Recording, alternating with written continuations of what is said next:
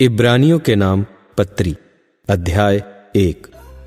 पूर्व युग में परमेश्वर ने बाप दादों से थोड़ा थोड़ा करके और भांति भांति से भविष्यद्वक्ताओं के द्वारा बातें करके इन दिनों के अंत में हमसे पुत्र के द्वारा बातें की, जिसे उसने सारी वस्तुओं का वारिस ठहराया और उसी के द्वारा उसने सारी सृष्टि रची है। वह उसकी महिमा का प्रकाश और उसके तत्व की छाप है और सब वस्तुओं को अपनी सामर्थ के वचन से संभालता है।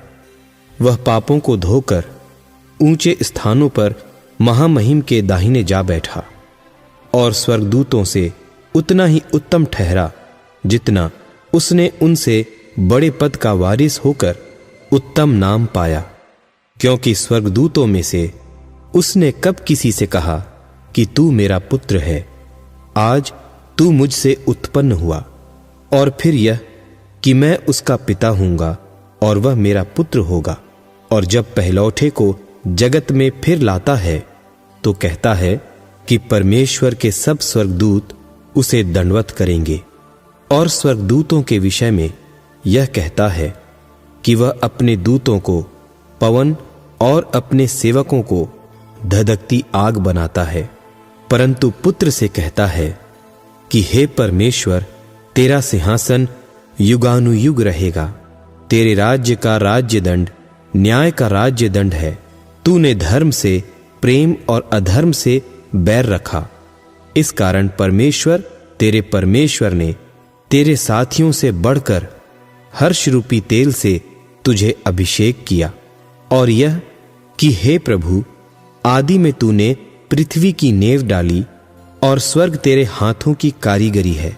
वे तो नाश हो जाएंगे परंतु तू बना रहेगा, और वे सब वस्त्र की नाई पुराने हो जाएंगे और तू उन्हें चादर की नाई लपेटेगा, और वे वस्त्र की नाई बदल जाएंगे, और तू वही है और तेरे वर्षों का अंत न होगा।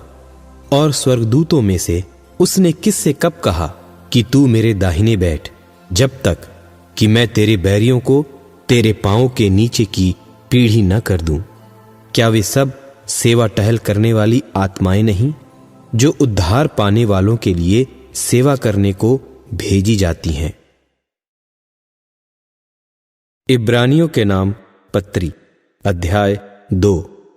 इस कारण चाहिए कि हम उन बातों पर जो हमने सुनी हैं और भी मन लगाएं, ऐसा न हो कि बहकर उनसे दूर चले जाएं। क्योंकि जो वचन स्वर्गदूतों के द्वारा कहा गया था, जब वह स्थिर रहा और हर एक अपराध और आज्ञा न मानने का ठीक ठीक बदला मिला, तो हम लोग ऐसे बड़े उद्धार से निश्चिंत रहकर क्यों कर बच सकते हैं, जिसकी चर्चा पहले पहल प्रभु के द्वारा हुई और सुनने वालों के द्वारा हमें निश्चय हुआ। और साथ ही परमेश्वर भी अपनी इच्छा के अनुसार चिन्हों और अद्भुत कामों और नाना प्रकार के सामर्थ के कामों और पवित्र आत्मा के वरदानों के बांटने के द्वारा इसकी गवाही देता रहा। उसने उस आने वाले जगत को, जिसकी चर्चा हम कर रहे हैं, स्वर्गदूतों के अधीन न किया, वरन किसी ने कहीं यह गवाही दी है कि मनुष्य क्या है कि तू उसकी सुधि लेता है, या मनुष्य का पुत्र क्या है कि तू उस पर दृष्टि करता है। तूने उसे स्वर्गदूतों से कुछ ही कम किया। तूने उस पर महिमा और आदर का मुकुट रखा और उसे अपने हाथों के कामों पर अधिकार दिया। तूने सब कुछ उसके पांवों के नीचे कर दिया। इसलिए जबकि उसने सब कुछ उसके अधीन कर दिया, तो उसने कुछ भी रख न छोड़ा जो उसके अधीन न हो। पर हम अब तक सब कुछ उसके अधीन नहीं देखते, पर हम यीशु को, जो स्वर्गदूतों से कुछ ही कम किया गया था, मृत्यु का दुख उठाने के कारण महिमा और आदर का मुकुट पहने हुए देखते हैं, ताकि परमेश्वर के अनुग्रह से हर एक मनुष्य के लिए मृत्यु का स्वाद चखे। क्योंकि जिसके लिए सब कुछ है और जिसके द्वारा सब कुछ है, उसे यही अच्छा लगा कि जब वह बहुत से पुत्रों को महिमा में पहुंचाए, तो उनके उद्धार के कर्ता को दुख उठाने के द्वारा सिद्ध करे, क्योंकि पवित्र करने वाला और जो पवित्र किए जाते हैं सब एक ही मूल से हैं। इसी कारण वह उन्हें भाई कहने से नहीं लजाता, पर कहता है कि मैं तेरा नाम अपने भाइयों को सुनाऊंगा, सभा के बीच में मैं तेरा भजन गाऊंगा। और फिर यह कि मैं उस पर भरोसा रखूंगा।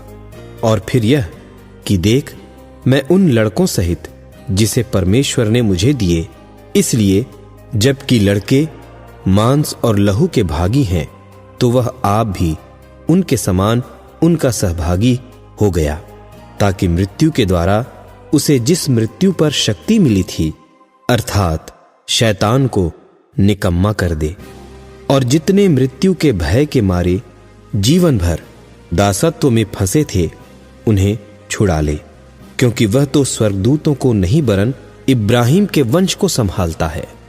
इस कारण उसको चाहिए था कि सब बातों में अपने भाइयों के समान बने, जिससे वह उन बातों में जो परमेश्वर से संबंध रखती हैं एक दयालु और विश्वास योग्य महायाजक बने, ताकि लोगों के पापों के लिए प्रायश्चित करे। क्योंकि जब उसने परीक्षा की दशा में दुख उठाया, तो वह उनकी भी सहायता कर सकता है जिनकी परीक्षा होती है। इब्रानियों के नाम पत्री, अध्याय 3। सो हे पवित्र भाइयों, तुम जो स्वर्गीय बुलाहट में भागी हो, उस प्रेरित और महायाजक यीशु पर, जिसे हम अंगीकार करते हैं, ध्यान करो, जो अपने नियुक्त करने वाले के लिए विश्वास योग्य था, जैसा मूसा भी उसके सारे घर में था। क्योंकि वह मूसा से इतना बढ़कर महिमा के योग्य समझा गया है, जितना कि घर का बनाने वाला घर से बढ़कर आदर रखता है। क्योंकि हर एक घर का कोई ना कोई बनाने वाला होता है, पर जिसने सब कुछ बनाया वह परमेश्वर है। मूसा तो उसके सारे घर में सेवक की नाई विश्वास योग्य रहा, कि जिन बातों का वर्णन होने वाला था उनकी गवाही दे। पर मसीह पुत्र की नाई उसके घर का अधिकारी है, और उसका घर हम हैं, यदि हम साहस पर और अपनी आशा के घमंड पर अंत तक दृढ़ता से स्थिर रहें।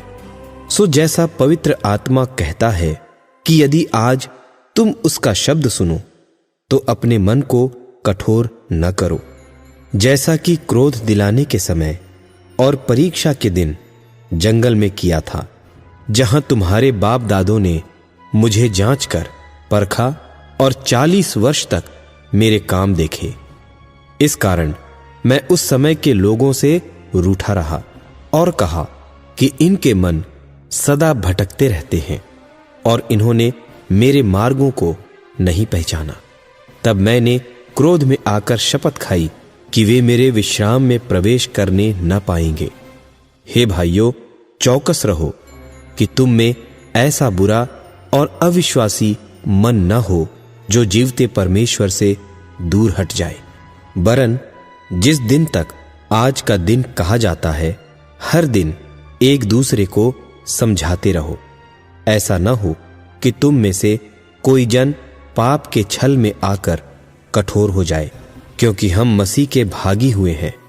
यदि हम अपने प्रथम भरोसे पर अंत तक दृढ़ता से स्थिर रहें, जैसा कहा जाता है कि यदि आज तुम उसका शब्द सुनो, तो अपने मनों को कठोर न करो, जैसा कि क्रोध दिलाने के समय किया था। भला किन लोगों ने सुनकर क्रोध दिलाया? क्या उन सब ने नहीं जो मूसा के द्वारा मिस्र से निकले थे? और वह 40 वर्ष तक किन लोगों से रूठा रहा? क्या उन्हीं से नहीं जिन्होंने पाप किया और उनकी लोथें जंगल में पड़ी रहीं? और उसने किन से शपथ खाई कि तुम मेरे विश्राम में प्रवेश करने न पाओगे? केवल उनसे जिन्होंने आज्ञा न मानी। सो हम देखते हैं कि वे अविश्वास के कारण प्रवेश न कर सके। इब्रानियों के नाम पत्री अध्याय 4। इसलिए जबकि उसके विश्राम में प्रवेश करने की प्रतिज्ञा अब तक है, तो हमें डरना चाहिए, ऐसा न हो कि तुम में से कोई जन उससे रहित जान पड़े, क्योंकि हमें उन्हीं की नाई सुसमाचार सुनाया गया है। पर सुने हुए वचन से उन्हें कुछ लाभ न हुआ, क्योंकि सुनने वालों के मन में विश्वास के साथ नहीं बैठा। और हम जिन्होंने विश्वास किया है उस विश्राम में प्रवेश करते हैं, जैसा उसने कहा कि मैंने अपने क्रोध में शपथ खाई कि वे मेरे विश्राम में प्रवेश करने न पाएंगे। यद्यपि जगत की उत्पत्ति के समय से उसके काम हो चुके थे, क्योंकि 7वें दिन के विषय में उसने कहीं यूं कहा है कि परमेश्वर ने 7वें दिन अपने सब कामों को निपटा करके विश्राम किया। और इस जगह फिर यह कहता है कि वे मेरे विश्राम में प्रवेश न करने पाएंगे। तो जब यह बात बाकी है कि कितने और हैं जो उस विश्राम में प्रवेश करें, और जिन्हें उसका सुसमाचार पहले सुनाया गया, उन्होंने आज्ञा न मानने के कारण उसमें प्रवेश न किया, तो फिर वह किसी विशेष दिन को ठहरा कर इतने दिन के बाद दाऊद की पुस्तक में उसे आज का दिन कहता है, जैसे पहले कहा गया कि यदि आज तुम उसका शब्द सुनो तो अपने मनों को कठोर न करो। और यदि यहोशू उन्हें विश्राम में प्रवेश कर लेता तो उसके बाद दूसरे दिन की चर्चा न होती। सो जान लो कि परमेश्वर के लोगों के लिए शब्द का विश्राम बाकी है, क्योंकि जिसने उसके विश्राम में प्रवेश किया है उसने भी परमेश्वर की नाई अपने कामों को पूरा करके विश्राम किया है। सो हम उस विश्राम में प्रवेश करने का प्रयत्न करें, ऐसा न हो कि कोई जन उनकी नाई आज्ञा न मानकर गिर पड़े, क्योंकि परमेश्वर का वचन जीवित और प्रबल और हर एक दोधारी तलवार से भी बहुत चोखा है, और जीव और आत्मा को और गांठ गांठ और गूदे गूदे को अलग करके वार पार छेदता है, और मन की भावनाओं और विचारों को जांचता है, और सृष्टि की कोई वस्तु उससे छिपी नहीं है, वरन जिससे हमें काम है उसकी आंखों के सामने सब वस्तुएं खुली और बेपर्दा हैं। सो जब हमारा ऐसा बड़ा महायाजक है जो स्वर्ग से होकर गया है, अर्थात परमेश्वर का पुत्र यीशु, तो आओ हम अपने अंगीकार को दृढ़ता से थामे रहें, क्योंकि हमारा ऐसा महायाजक नहीं जो हमारी निर्बलताओं में हमारे साथ दुखी न हो सके, वरन वह सब बातों में हमारी नाई परखा तो गया, तो भी निष्पाप निकला। इसलिए आओ हम अनुग्रह के सिंहासन के निकट हियाव बांध कर चलें कि हम पर दया हो, और वह अनुग्रह पाएं जो आवश्यकता के समय हमारी सहायता करे। इब्रानियों के नाम पत्री अध्याय 5। क्योंकि हर एक महायाजक मनुष्यों में से लिया जाता है, और मनुष्यों ही के लिए उन बातों के विषय में जो परमेश्वर से संबंध रखती हैं ठहराया जाता है कि भेंट और पाप बलि चढ़ाया करे, और वह अज्ञानों और भूले भटकों के साथ नरमी से व्यवहार कर सकता है, इसलिए कि वह आप भी निर्बलता से घिरा है। और इसीलिए उसे चाहिए कि जैसे लोगों के लिए वैसे ही अपने लिए भी पाप बलि चढ़ाया करे। और यह आदर का पद कोई अपने आप से नहीं लेता, जब तक कि हारून की नाई परमेश्वर की ओर से ठहराया न जाए। वैसे ही मसीह ने भी महायाजक बनने की बड़ाई अपने आप से नहीं ली, पर उसको उसी ने दी जिसने उससे कहा था कि तू मेरा पुत्र है, आज मैं ही ने तुझे जन्माया है। वह दूसरी जगह में भी कहता है, तू मलिकिसिदक की रीति पर सदा के लिए याजक है। उसने अपनी देह में रहने के दिनों में ऊंचे शब्द से पुकार पुकार कर और आंसू बहा बहा कर उससे जो उसको मृत्यु से बचा सकता था, प्रार्थनाएं और विनती की, और भक्ति के कारण उसकी सुनी गई। और पुत्र होने पर भी उसने दुख उठा उठाकर आज्ञा माननी सीखी, और सिद्ध बनकर अपने सब आज्ञा मानने वालों के लिए सदाकाल के उद्धार का कारण हो गया। और उसे परमेश्वर की ओर से मलिकिसिदक की रीति पर महायाजक का पद मिला। इसके विषय में हमें बहुत सी बातें कहनी है, जिनका समझाना भी कठिन है, इसलिए कि तुम ऊंचा सुनने लगे हो। समय के विचार से तो तुम्हें गुरु हो जाना चाहिए था, तो भी क्या यह आवश्यक है कि कोई तुम्हें परमेश्वर के वचनों की आदि शिक्षा फिर से सिखाए?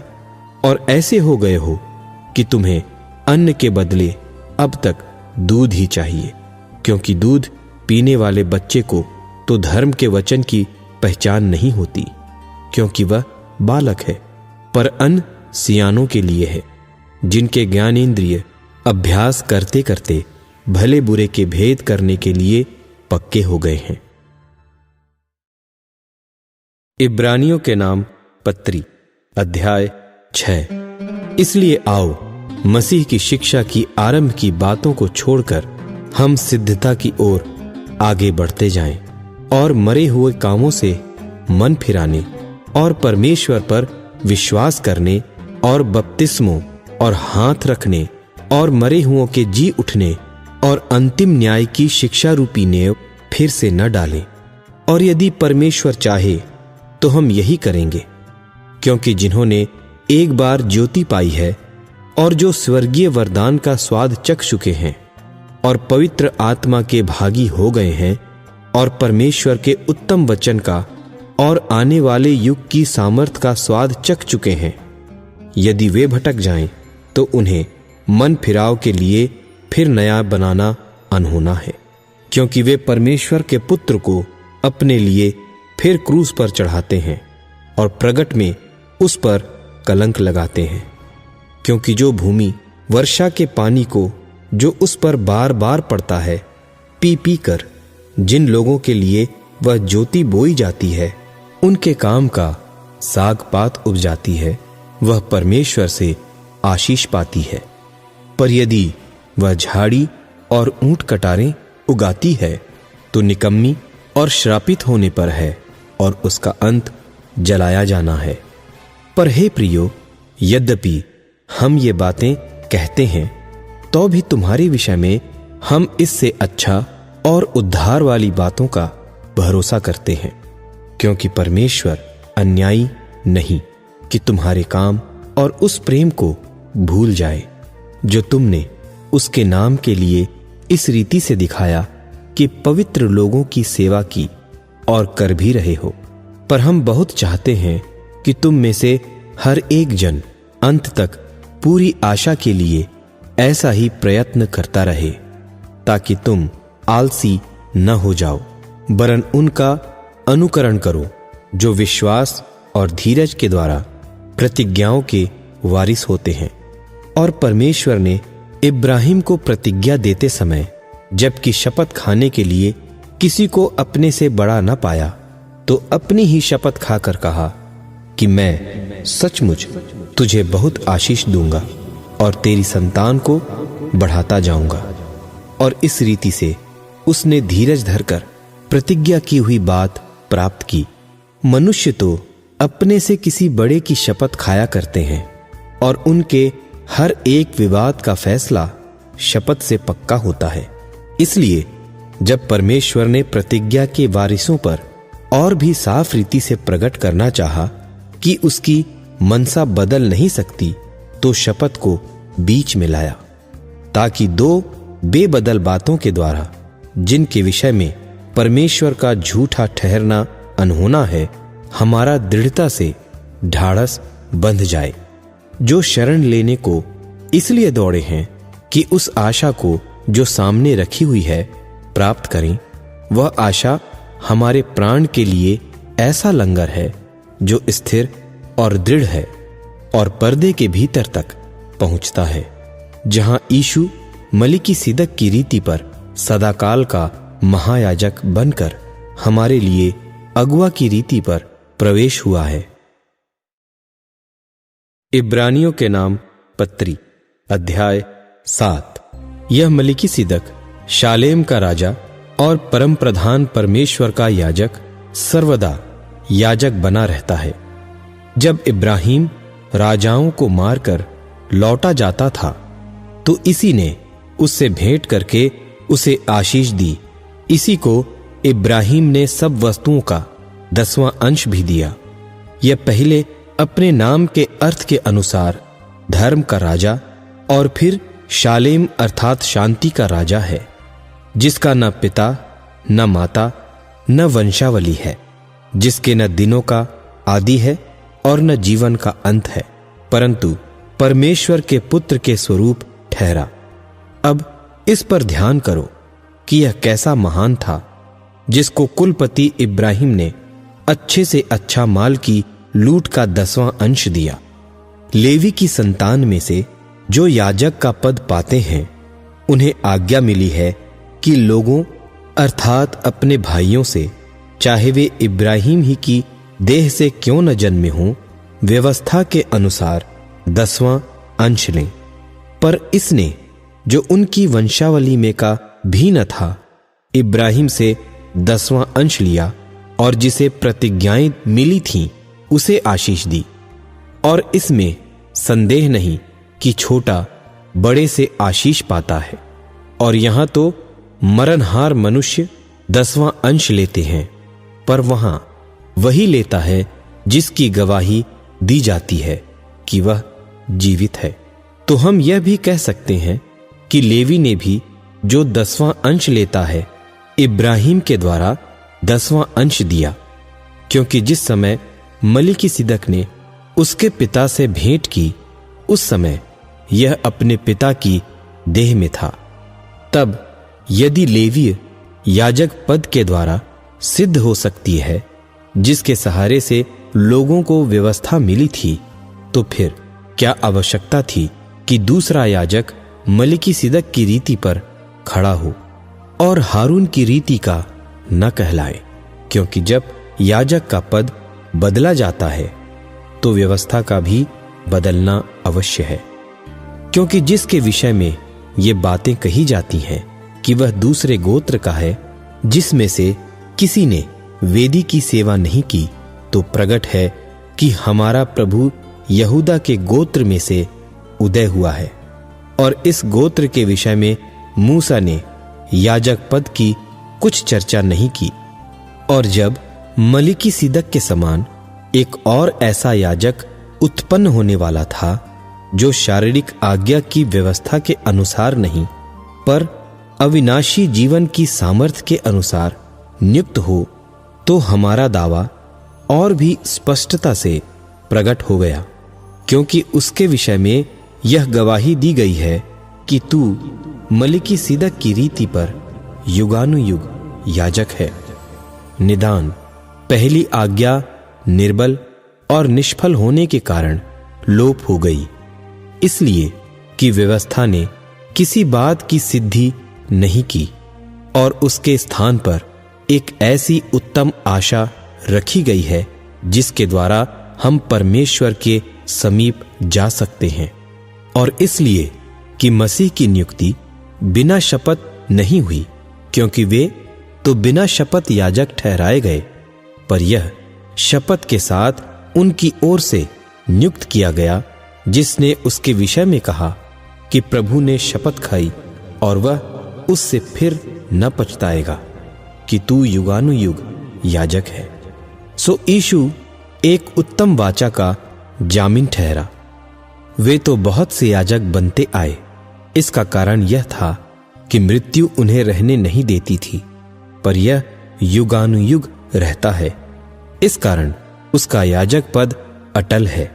इसीलिए जो उसके द्वारा परमेश्वर के पास आते हैं, वह उनका पूरा पूरा उद्धार कर सकता है, क्योंकि वह उनके लिए विनती करने को सर्वदा जीवित है।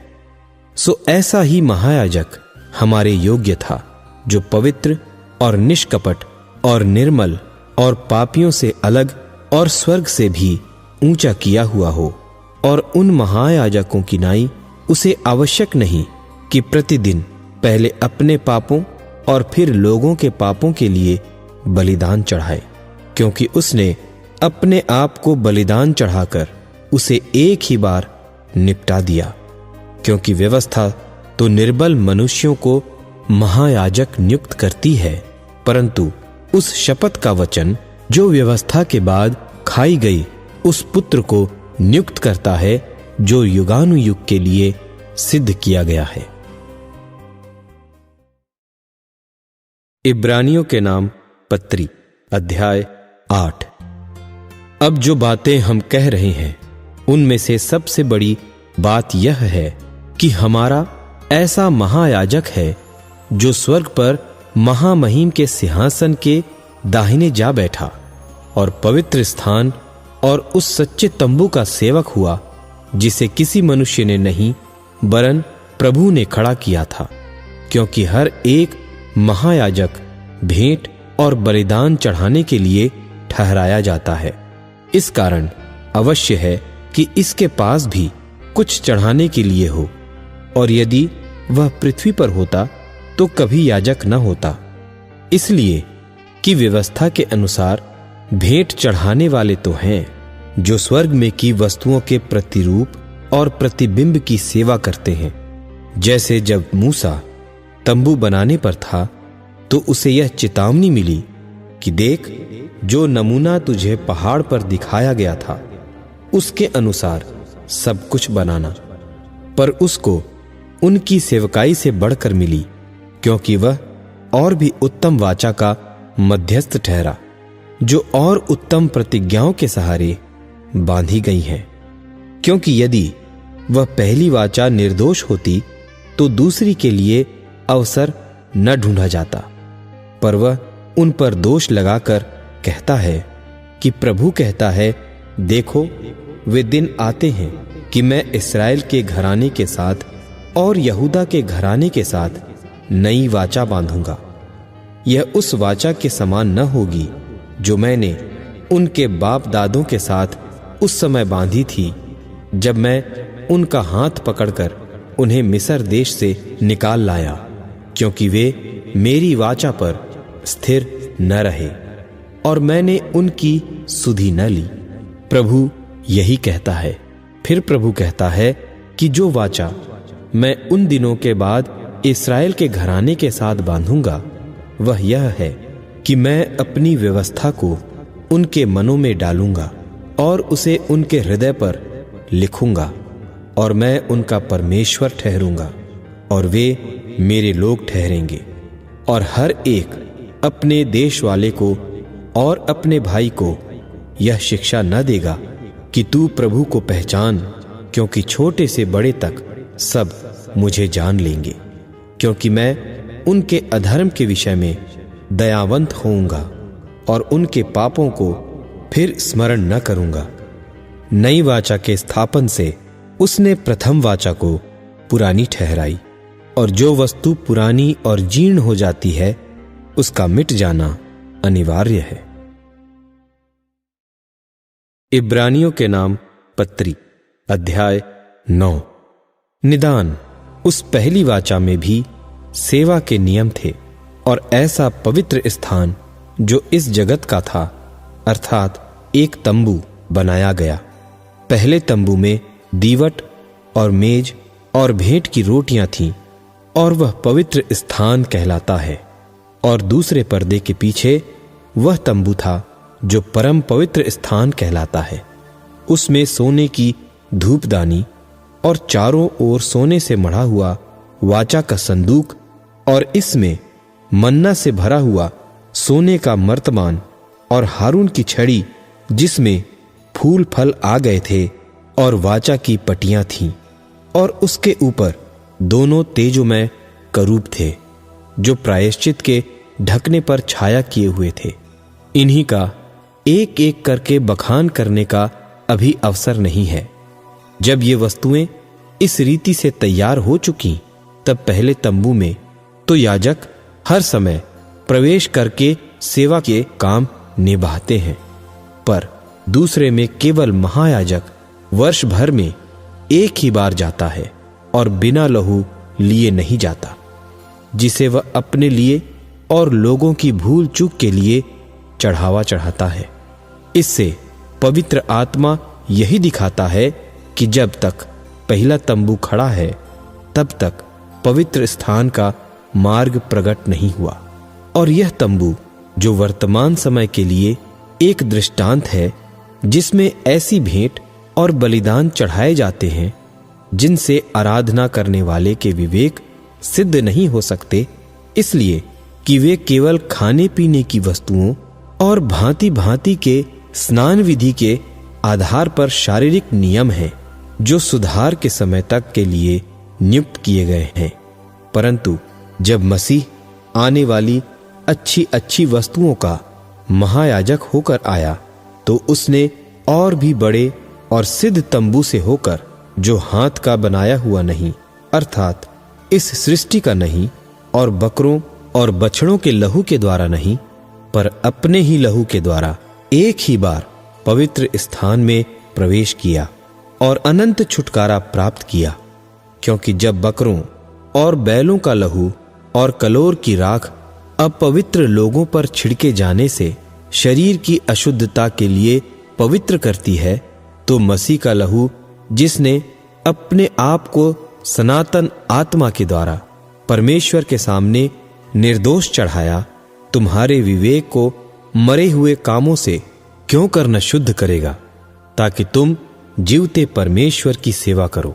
और इसी कारण वह नई वाचा का मध्यस्थ है, ताकि उस मृत्यु के द्वारा जो पहली वाचा के समय के अपराधों से छुटकारा पाने के लिए हुई है, बुलाए हुए लोग प्रतिज्ञा के अनुसार अनंत मिरास को प्राप्त करें। क्योंकि जहां वाचा बांधी गई है वहां वाचा बांधने वाले की मृत्यु का समझ लेना भी अवश्य है, क्योंकि ऐसी वाचा मरने पर पक्की होती है, और जब तक वाचा बांधने वाला जीवित रहता है तब तक वाचा काम की नहीं होती। इसीलिए पहली वाचा भी बिना लहू के नहीं बांधी गई, क्योंकि जब मूसा सब लोगों को व्यवस्था की हर एक आज्ञा सुना चुका तो उसने बछड़ों और बकरों का लहू लेकर पानी और लाल ऊन और जूफा के साथ उस पुस्तक पर और सब लोगों पर छिड़क दिया और कहा कि यह उस वाचा का लहू है जिसकी आज्ञा परमेश्वर ने तुम्हारे लिए दी है। और इसी रीति से उसने तंबू और सेवा के सारे सामान पर लहू छिड़का। और व्यवस्था के अनुसार प्रायः सब वस्तुएं लहू के द्वारा शुद्ध की जाती हैं, और बिना लहू बहाए क्षमा नहीं होती। इसलिए अवश्य है कि स्वर्ग में की वस्तुओं के प्रतिरूप इनके द्वारा शुद्ध किए जाएं, पर स्वर्ग में की वस्तुएं आप इनसे उत्तम बलिदानों के द्वारा, क्योंकि मसीह ने उस हाथ से बनाए हुए पवित्र स्थान में, जो सच्चे पवित्र स्थान का नमूना है, प्रवेश नहीं किया, पर स्वर्ग ही में प्रवेश किया, ताकि हमारे लिए अब परमेश्वर के सामने दिखाई दे। यह नहीं कि वह अपने आप को बार बार चढ़ाए, जैसा कि महायाजक प्रतिवर्ष दूसरे का लहू लिए पवित्र स्थान में प्रवेश किया करता है। नहीं तो जगत की उत्पत्ति से लेकर उसको बार बार दुख उठाना पड़ता, पर अब युग के अंत में वह एक बार प्रकट हुआ है, ताकि अपने ही बलिदान के द्वारा पाप को दूर कर दे। और जैसे मनुष्य के लिए एक बार मरना और उसके बाद न्याय का होना नियुक्त है, वैसे ही मसीह भी बहुतों के पापों को उठा लेने के लिए एक बार बलिदान हुआ, और जो लोग उसकी बाट जोहते हैं उनके उद्धार के लिए दूसरी बार बिना पाप के दिखाई देगा। इब्रानियों के नाम पत्री अध्याय 10। क्योंकि व्यवस्था जिसमें आने वाली अच्छी वस्तुओं का प्रतिबिंब है, पर उनका असली स्वरूप नहीं, इसलिए उन एक ही प्रकार के बलिदानों के द्वारा जो प्रतिवर्ष अचूक चढ़ाए जाते हैं, पास आने वालों को कदापि सिद्ध नहीं कर सकती। नहीं तो उनका चढ़ाना बंद क्यों न हो जाता। इसलिए कि जब सेवा करने वाले एक ही बार शुद्ध हो जाते तो फिर उनका विवेक उन्हें पापी न ठहराता, परंतु उनके द्वारा प्रतिवर्ष पापों का स्मरण हुआ करता है। क्योंकि अनहोना है कि बैलों और बकरों का लहू पापों को दूर करे। इसी कारण वह जगत में आते समय कहता है कि बलिदान और भेंट तूने न चाही, पर मेरे लिए एक देह तैयार किया। होम बलियों और पाप बलियों से तू प्रसन्न नहीं हुआ। तब मैंने कहा, देख, मैं आ गया हूं। पवित्र शास्त्र में मेरे विषय में लिखा हुआ है, ताकि हे परमेश्वर तेरी इच्छा पूरी करूं। ऊपर तो वह कहता है कि न तूने बलिदान और भेंट और होम बलियों और पाप बलियों को चाहा और न उनसे प्रसन्न हुआ। यद्यपि ये बलिदान तो व्यवस्था के अनुसार चढ़ाए जाते हैं। फिर यह भी कहता है कि देख, मैं आ गया हूं ताकि तेरी इच्छा पूरी करूं। निदान वह पहले को उठा देता है ताकि दूसरे को नियुक्त करे। उसी इच्छा से हम यीशु मसीह की देह के एक ही बार बलिदान चढ़ाए जाने के द्वारा पवित्र किए गए हैं, और हर एक याजक तो खड़े होकर प्रतिदिन सेवा करता है और एक ही प्रकार के बलिदान को, जो पापों को कभी भी दूर नहीं कर सकते, बार बार चढ़ाता है। पर यह व्यक्ति तो पापों के बदले एक ही बलिदान सर्वदा के लिए चढ़ाकर परमेश्वर के दाहिने जा बैठा, और उसी समय से इसकी बाट जोह रहा है कि उसके बैरी उसके पांवों के नीचे की पीढ़ी बने, क्योंकि उसने एक ही चढ़ावे के द्वारा उन्हें जो पवित्र किए जाते हैं सर्वदा के लिए सिद्ध कर दिया है। और पवित्र आत्मा भी हमें यही गवाही देता है, क्योंकि उसने पहले कहा था कि प्रभु कहता है कि जो वाचा मैं उन दिनों के बाद उनसे बांधूंगा वह यह है कि मैं अपनी व्यवस्थाओं को उनके हृदय पर लिखूंगा और मैं उनके विवेक में डालूंगा। फिर वह यह कहता है कि मैं उनके पापों को और उनके अधर्म के कामों को फिर कभी स्मरण न करूंगा। और जब इनकी क्षमा हो गई है तो फिर पाप का बलिदान नहीं रहा। सो हे भाइयों, जबकि हमें यीशु के लहू के द्वारा उस नए और जीवते मार्ग से पवित्र स्थान में प्रवेश करने का हियाव हो गया है, जो उसने पर्दे अर्थात अपने शरीर में से होकर हमारे लिए अभिषेक किया है, और इसलिए कि हमारा ऐसा महान याजक है जो परमेश्वर के घर का अधिकारी है, तो आओ हम सच्चे मन और पूरे विश्वास के साथ और विवेक का दोष दूर करने के लिए हृदय पर छिड़काव लेकर और देह को शुद्ध जल से धुलवाकर परमेश्वर के समीप जाएं और अपनी आशा के अंगीकार को दृढ़ता से थामे रहें, क्योंकि जिसने प्रतिज्ञा किया है वह सच्चा है। और प्रेम और भले कामों में उकसाने के लिए एक दूसरे की चिंता किया करें और एक दूसरे के साथ इकट्ठा होना न छोड़ें, जैसे कि कितनों की रीति है, पर एक दूसरे को समझाते रहें। और ज्यों-ज्यों उस दिन को निकट आते देखें, त्यों-त्यों और भी अधिक यह किया करो, क्योंकि सच्चाई की पहचान प्राप्त करने के बाद यदि हम जानबूझकर पाप करते रहें तो पापों के लिए फिर कोई बलिदान बाकी नहीं। हाँ, दंड का एक भयानक बाट जोहना और आग का ज्वलन बाकी है, जो विरोधियों को भस्म कर देगा। जबकि मूसा की गवाही का न मानने वाला 2 या 3 जनों की गवाही पर बिना दया के मार डाला जाता है, तो सोच लो कि वह कितने और भी भारी दंड के योग्य ठहरेगा, जिसने परमेश्वर के पुत्र को पांवों से रौंदा और वाचा के लहू को, जिसके द्वारा वह पवित्र ठहराया गया था, अपवित्र जाना है और अनुग्रह की आत्मा का अपमान किया। क्योंकि हम उसे जानते हैं जिसने कहा कि पलटा लेना मेरा काम है, मैं ही बदला दूंगा। और फिर यह कि प्रभु अपने लोगों का न्याय करेगा। जीवते परमेश्वर के हाथों में पड़ना भयानक बात है। परंतु उन पहले दिनों को स्मरण करो जिनमें तुम ज्योति पाकर दुखों के बड़े झमेले में स्थिर रहे। कुछ तो यूं कि तुम निंदा और क्लेश सहते हुए तमाशा बने, और कुछ यूं कि तुम उनके साझी हुए जिनकी दुर्दशा की जाती थी, क्योंकि तुम कैदियों के दुख में भी दुखी हुए और अपनी संपत्ति भी आनंद से लुटने दी, यह जानकर कि तुम्हारे पास एक और भी उत्तम और सर्वदा ठहरने वाली संपत्ति है। सो अपना हियाव न छोड़ो, क्योंकि उसका प्रतिफल बड़ा है। क्योंकि तुम्हें धीरज धरना अवश्य है, ताकि परमेश्वर की इच्छा को पूरी करके तुम प्रतिज्ञा का फल पाओ। क्योंकि अब बहुत ही थोड़ा समय रह गया है, जबकि आने वाला आएगा और देर न करेगा, और मेरा धर्मी जन विश्वास से जीवित रहेगा। और यदि वह पीछे हट जाए तो मेरा मन उससे प्रसन्न न होगा।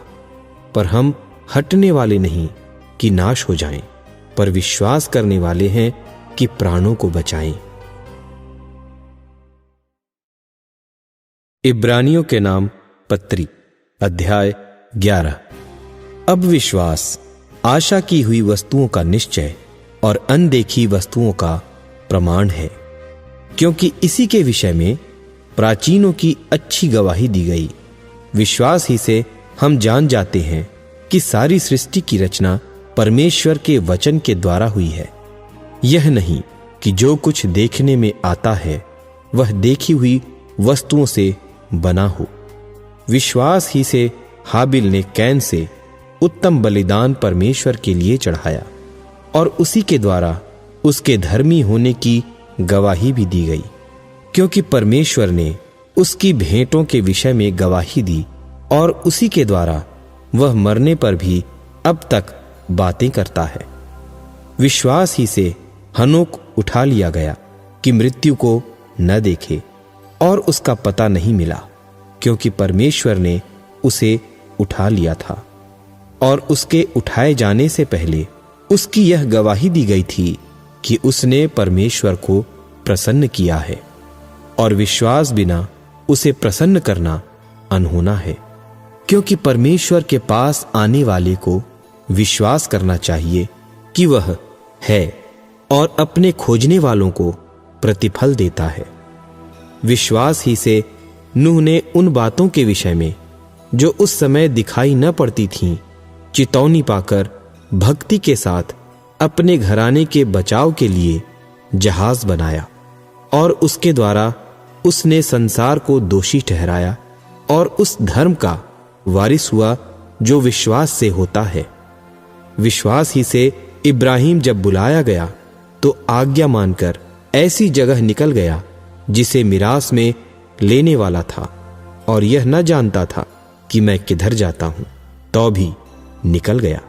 विश्वास ही से उसने प्रतिज्ञा किए हुए देश में, जैसे पराये देश में परदेशी रहकर इसहाक और याकूब समेत जो उसके साथ उसी प्रतिज्ञा के वारिस थे, तंबुओं में वास किया, क्योंकि वह उस स्थिर नेव वाले नगर की बाट जोहता था, जिसका रचने वाला और बनाने वाला परमेश्वर है। विश्वास से सारा ने आप बूढ़ी होने पर भी गर्भ धारण करने की सामर्थ पाई, क्योंकि उसने प्रतिज्ञा करने वाले को सच्चा जाना था। इस कारण एक ही जन से, जो मरा हुआ सा था, आकाश के तारों और समुद्र के तीर के बालू की नाई अनगिनत वंश उत्पन्न हुआ। ये सब विश्वास ही की दशा में मरे, और उन्होंने प्रतिज्ञा की हुई वस्तुएं नहीं पाईं, पर उन्हें दूर से देखकर आनंदित हुए और मान लिया कि हम पृथ्वी पर परदेशी और बाहरी हैं। जो ऐसी ऐसी बातें कहते हैं वे प्रकट करते हैं कि स्वदेश की खोज में हैं, और जिस देश से वे निकल आए थे यदि उसकी सुधि करते तो उन्हें लौट जाने का अवसर था। पर वे एक उत्तम अर्थात स्वर्गीय देश के अभिलाषी हैं। इसीलिए परमेश्वर उनका परमेश्वर कहलाने में उनसे नहीं लजाता। सो उसने उनके लिए एक नगर तैयार किया है।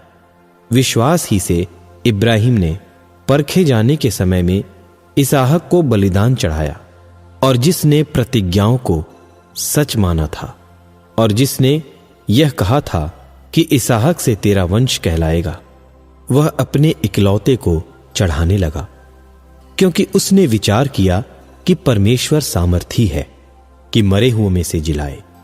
सो उन्हीं में से दृष्टांत की रीति पर उसे फिर मिला।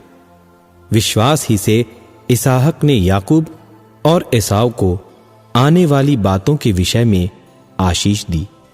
विश्वास ही से याकूब ने मरते समय यूसुफ के दोनों पुत्रों में से एक एक को आशीष दी, और अपनी लाठी के सिरे पर सहारा लेकर दंडवत किया। विश्वास ही से यूसुफ ने, जब वह मरने पर था, तो इस्राएल की संतान के निकल जाने की चर्चा की और अपनी हड्डियों के विषय में आज्ञा दी। विश्वास ही से मूसा के माता पिता ने उसको उत्पन्न होने के बाद 3 महीने तक छिपा रखा, क्योंकि उन्होंने देखा कि बालक सुंदर है, और वे राजा की आज्ञा से न डरे। विश्वास ही से मूसा ने सयाना होकर फिरौन की बेटी का पुत्र कहलाने से इनकार किया, इसलिए कि उसे पाप में थोड़े दिन के सुख भोगने से परमेश्वर के लोगों के साथ दुख भोगना और उत्तम लगा, और मसीह के कारण निंदित होने को मिस्र के भंडार से बड़ा धन समझा, क्योंकि उसकी आंखें फल पाने की ओर लगी थीं। विश्वास ही से राजा के क्रोध से न डरकर उसने मिस्र को छोड़ दिया, क्योंकि वह अनदेखे को मानो देखता हुआ दृढ़ रहा। विश्वास ही से उसने फसह और लहू छिड़कने की विधि मानी कि पहिलौठों का नाश करने वाला इस्राएलियों पर हाथ न डाले। विश्वास ही से वे लाल समुद्र के पार ऐसे उतर गए जैसे सूखी भूमि पर से, और जब मिस्रियों ने वैसा ही करना चाहा तो सब डूब मरे। विश्वास ही से यरीहो की शहरपनाह जब 7 दिन तक उसका चक्कर लगा चुके तो वह गिर पड़ी। विश्वास ही से राहाब वेश्या आज्ञा न मानने वालों के साथ नाश नहीं हुई, इसलिए कि उसने भेदियों को कुशल से रखा था। अब और क्या कहूं, क्योंकि समय नहीं रहा कि गिदोन का और बराक और समसून का और यिफ्तह का और दाऊद और शमूएल का और भविष्यद्वक्ताओं का वर्णन करूं। इन्होंने विश्वास ही के द्वारा राज्य जीते, धर्म के काम किए, प्रतिज्ञा की हुई वस्तुएं प्राप्त की, सिंहों के मुंह बंद किए, आग की ज्वाला को ठंडा किया, तलवार की धार से बच निकले, निर्बलता में बलवंत हुए, लड़ाई में वीर निकले, विदेशियों की फौजों को मार भगाया। स्त्रियों ने अपने मरे हुओं को फिर जीवते पाया। कितने तो मार खाते खाते मर गए और छुटकारा न चाहा, इसलिए कि उत्तम पुनरुत्थान के भागी हों। कई एक ठट्ठों में उड़ाए जाने और कोड़े खाने, बरन बांधे जाने और कैद में पड़ने के द्वारा परखे गए, पत्थरवाह किए गए, आरे से चीरे गए, उनकी परीक्षा की गई, तलवार से मारे गए। वे कंगाली में और क्लेश में और दुख भोगते हुए, भेड़ों और बकरियों की खाले ओढ़े हुए इधर उधर मारे मारे फिरे, और जंगलों और पहाड़ों और गुफाओं में और पृथ्वी की दरारों में भटकते फिरे। संसार उनके योग्य न था, और विश्वास ही के द्वारा इन सब के विषय में अच्छी गवाही दी गई, तो भी उन्हें प्रतिज्ञा की हुई वस्तु न मिली, क्योंकि परमेश्वर ने हमारे लिए पहले से एक उत्तम बात ठहराई कि वे हमारे बिना सिद्धता को न पहुंचे। इब्रानियों के नाम पत्री अध्याय 12। इस कारण जबकि गवाहों का ऐसा बड़ा बादल हमको घेरे हुए है, तो आओ हर एक रोकने वाली वस्तु और उलझाने वाले पाप को दूर करके वह दौड़ जिसमें हमें दौड़ना है, धीरज से दौड़ें, और विश्वास के कर्ता और सिद्ध करने वाले यीशु की ओर ताकते रहें, जिसने उस आनंद के लिए जो उसके आगे धरा था लज्जा की कुछ चिंता न करके क्रूस का दुख सहा और सिंहासन पर परमेश्वर के दाहिने जा बैठा। इसलिए उस पर ध्यान करो जिसने अपने विरोध में पापियों का इतना वाद विवाद सह लिया कि तुम निराश होकर हियाव न छोड़ दो। तुमने पाप से लड़ते हुए उससे ऐसी मुठभेड़ नहीं की कि तुम्हारा लहू बहा हो, और तुम उस उपदेश को जो तुमको पुत्रों की नाई दिया जाता है भूल गए हो कि हे मेरे पुत्र, प्रभु की ताड़ना को हल्की बात न जान, और जब वह तुझे घुड़के तो हियाव न छोड़, क्योंकि प्रभु जिससे प्रेम करता है उसकी ताड़ना भी करता है, और जिसे पुत्र बना लेता है उसको कोड़े भी लगाता है। तुम दुख को ताड़ना समझकर सह लो, परमेश्वर तुम्हें पुत्र जानकर तुम्हारे साथ बर्ताव करता है। वह कौन सा पुत्र है जिसकी ताड़ना पिता नहीं करता? यदि वह ताड़ना जिसके भागी सब होते हैं तुम्हारी नहीं हुई, तो तुम पुत्र नहीं पर व्यभिचार की संतान ठहरे। फिर जबकि हमारे शारीरिक पिता भी हमारी ताड़ना किया करते थे, तो क्या आत्माओं के पिता के और भी अधीन न रहें, जिससे जीवित रहें? वे तो अपनी अपनी समझ के अनुसार थोड़े दिनों के लिए ताड़ना करते थे, पर यह तो हमारे लाभ के लिए करता है कि हम भी उसकी पवित्रता के भागी हो जाएं। और वर्तमान में हर प्रकार की ताड़ना आनंद की नहीं पर शोक ही की बात दिखाई पड़ती है, तो भी जो उसको सहते सहते पक्के हो गए हैं, पीछे उन्हें चैन के साथ धर्म का प्रतिफल मिलता है। इसलिए ढीले हाथों और निर्बल घुटनों को सीधे करो और अपने पांवों के लिए सीधे मार्ग बनाओ कि लंगड़ा भटक न जाए पर भला चंगा हो जाए। सबसे मेल मिलाप रखने और उस पवित्रता के खोजी हो जिसके बिना कोई प्रभु को कदापि न देखेगा। और ध्यान से देखते रहो, ऐसा न हो कि कोई परमेश्वर के अनुग्रह से वंचित रह जाए या कोई कड़वी जड़ फूट कर कष्ट दे और उसके द्वारा बहुत से लोग अशुद्ध हो जाएं। ऐसा न हो कि कोई जन व्यभिचारी या एसाव की नाई अधर्मी हो, जिसने एक बार के भोजन के बदले अपने पहलौठे होने का पद बेच डाला। तुम जानते तो हो कि बाद को जब उसने आशीष पानी चाही तो अयोग्य गिना गया, और आंसू बहा बहा कर खोजने पर भी मन फिराव का अवसर उसे न मिला।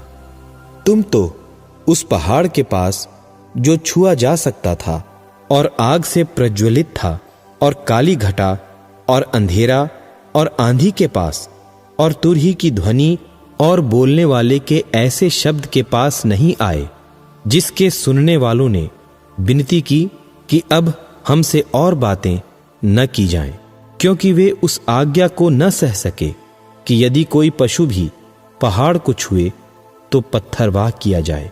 और वह दर्शन ऐसा डरावना था कि मूसा ने कहा, मैं बहुत डरता और कांपता हूं।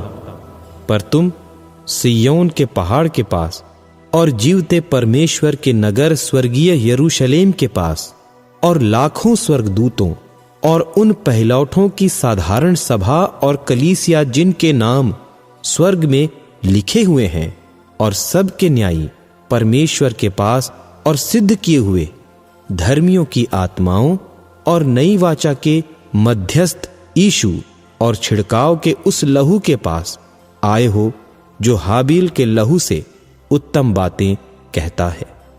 सावधान रहो और उस कहने वाले से मुंह न फेरो, क्योंकि वे लोग जब पृथ्वी पर के चेतावनी देने वाले से मुंह मोड़कर न बच सके, तो हम स्वर्ग पर से चेतावनी करने वाले से मुंह मोड़कर क्यों कर बच सकेंगे। उस समय तो उसके शब्द ने पृथ्वी को हिला दिया, पर अब उसने यह प्रतिज्ञा की है कि एक बार फिर मैं केवल पृथ्वी को नहीं वरन आकाश को भी हिला दूंगा। और यह वाक्य एक बार फिर इस बात को प्रकट करता है कि जो वस्तुएं हिलाई जाती हैं वे सृजी हुई वस्तुएं होने के कारण टल जाएंगी, ताकि जो वस्तुएं हिलाई नहीं जाती वे अटल बनी रहें। इस कारण हम इस राज्य को पाकर जो हिलने का नहीं, उस अनुग्रह को हाथ से न जाने दें, जिसके द्वारा हम भक्ति और भय सहित परमेश्वर की ऐसी आराधना कर सकते हैं जिससे वह प्रसन्न होता है, क्योंकि हमारा परमेश्वर भस्म करने वाली आग है। इब्रानियों के नाम पत्री अध्याय 13। भाईचारे की प्रीति बनी रहे, पहुनाई करना न भूलना, क्योंकि इसके द्वारा कितनों ने अनजाने स्वर्गदूतों की पहुनाई की है। कैदियों की ऐसी सुधि लो कि मानो उनके साथ तुम भी कैद हो, और जिनके साथ बुरा बर्ताव किया जाता है उनकी भी यह समझकर सुधि लिया करो कि हमारी भी देह है। विवाह सब में आदर की बात समझी जाए और बिछौना निष्कलंक रहे, क्योंकि परमेश्वर व्यभिचारियों और परस्त्रीगामियों का न्याय करेगा। तुम्हारा स्वभाव लोभ रहित हो, और जो तुम्हारे पास है उसी पर संतोष करो, क्योंकि उसने आप ही कहा है, मैं तुझे कभी न छोड़ूंगा और न कभी तुझे त्यागूंगा। इसलिए हम बेधड़क होकर कहते हैं कि प्रभु मेरा सहायक है, मैं न डरूंगा। मनुष्य मेरा क्या कर सकता है? जो तुम्हारे अगुए थे और जिन्होंने तुम्हें परमेश्वर का वचन सुनाया है, उन्हें स्मरण रखो और ध्यान से उनके चाल चलन का अंत देखकर उनके विश्वास का अनुकरण करो। यीशु मसीह कल और आज और युगानुयुग एक सा है। नाना प्रकार के और ऊपरी उपदेशों से न भरमाए जाओ, क्योंकि मन का अनुग्रह से दृढ़ रहना भला है, न कि उन खाने की वस्तुओं से जिनसे काम रखने वालों को कुछ लाभ न हुआ।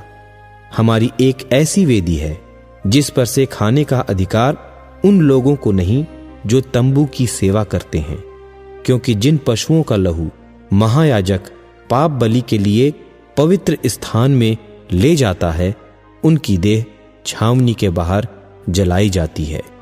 इसी कारण यीशु ने भी लोगों को अपने ही लोहू के द्वारा पवित्र करने के लिए फाटक के बाहर दुख उठाया।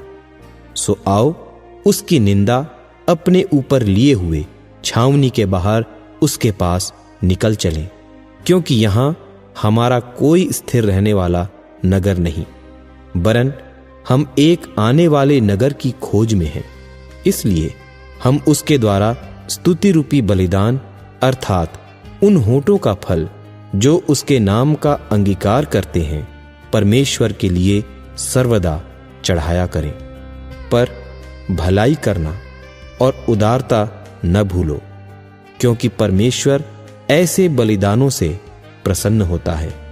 अपने अगुओं की मानो और उनके अधीन रहो, क्योंकि वे उनकी नाई तुम्हारे प्राणों के लिए जागते रहते हैं, जिन्हें लेखा देना पड़ेगा कि वे यह काम आनंद से करें, न कि ठंडी सांस लेकर, क्योंकि इस दशा में तुम्हें कुछ लाभ नहीं।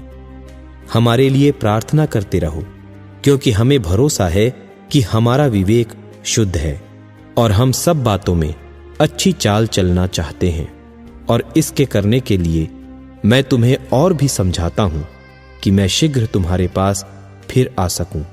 अब शांतिदाता परमेश्वर, जो हमारे प्रभु यीशु को, जो भेड़ों का महान रखवाला है, सनातन वाचा के लहू के गुण से मरे हुओं में से जिलाकर ले आया, तुम्हें हर एक भली बात में सिद्ध करे, जिससे तुम उसकी इच्छा पूरी करो, और जो कुछ उसको भाता है उसे यीशु मसीह के द्वारा हम में उत्पन्न करे, जिसकी बड़ाई युगानुयुग होती रहे। आमीन। हे भाइयों, मैं तुमसे विनती करता हूं कि इन उपदेश की बातों को सह लेओ, क्योंकि मैंने तुम्हें बहुत संक्षेप में लिखा है। तुम यह जान लो कि तीमुथियुस हमारा भाई छूट गया है, और यदि वह शीघ्र आ गया तो मैं उसके साथ तुमसे भेंट करूंगा। अपने सब अगुओं और सब पवित्र लोगों को नमस्कार कहो। इतालिया वाले तुम्हें नमस्कार कहते हैं। तुम सब पर अनुग्रह होता रहे। आमीन।